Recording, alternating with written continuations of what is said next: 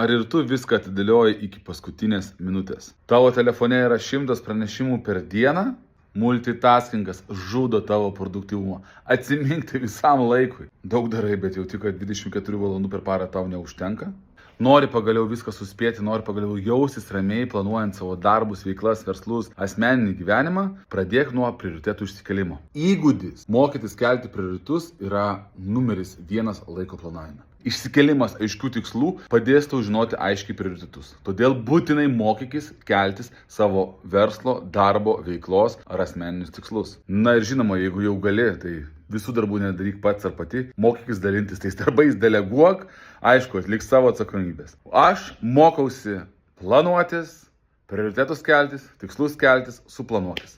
Kas tai yra, pažiūrėk apačioj nuorodą. Ačiū tau. Jeigu patiko video, spausk like, pasidalink ir pranešk, kaip sekėsi tau išmokti, pagaliau išsikelti savo prioritetus. Iki.